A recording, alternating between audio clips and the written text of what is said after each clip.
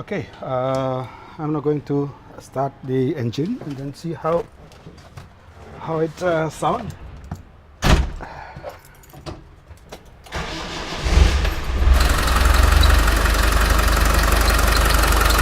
There is a noise, obviously.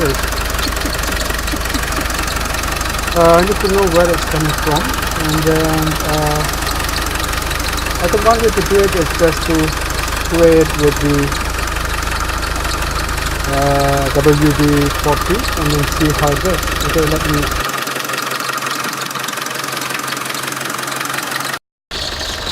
Alright, so that's it now. Let's see.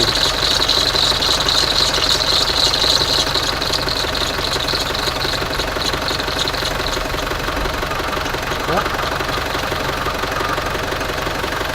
There you go. Done.